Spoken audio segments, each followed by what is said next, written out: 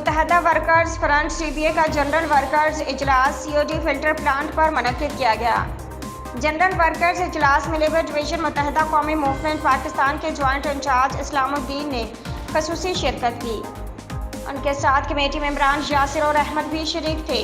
Joint incharge Nadeem یوسف نے متحدہ workers front کے اقدامات سے ملازمین کو آگاہ کیا اور کہا کہ متحدہ ورکرز فرنٹ ہی وہ واحد یونین ہے جو کہ ملازمین کی خدمت کو اپنا اولین فرض سمجھتی ہے۔ چیئرمین ارشاد خان نے لیبر ڈویژن کے جوائنٹ انچارج اور آرکین آفیسر ایسوسی ایشن کے ممبران اور ملازمین کو جنرل ورکرز اجلاس میں خوش آمدید کہا، جبکہ لیبر ڈویژن کے جوائنٹ انچارج اسلام الدین نے جنرل ورکرز اجلاس سے خطاب کرتے ہوئے کہا کہ واٹر کارپوریشن کی کارکردگی کسی سے ڈھکی چھپی نہیں ہے۔ تمام عہدیداران جن کو ذمہ داریاں دی گئی ہیں وہ تمام ذمہ داریاں نہایت خوش اسلوبی سے انجام دے رہے ہیں، لیکن ہمیں اور زیادہ متحد اور متحرک ہو کر ملازمین کے مسائل حل کرنے ہوں گے۔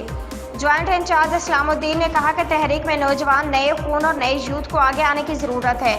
ہم دعوت دیتے ہیں کہ 28 جولائی کے پروگرام میں نوجوان بھرپور تعداد میں آئیں اور متحدہ میں شمولیت اختیار کریں اور تحریک میں آگے آ کر ہر اول دستے کا کردار ادا کریں۔ متحدہ قومی موومنٹ ہمیشہ مڈل کلاس اور نئے خون کو اس ملک کی سیاست میں لاتی رہی ہے، کیونکہ متحدہ اور وسیع سیاست میں کبھی یقین نہیں رکھتی۔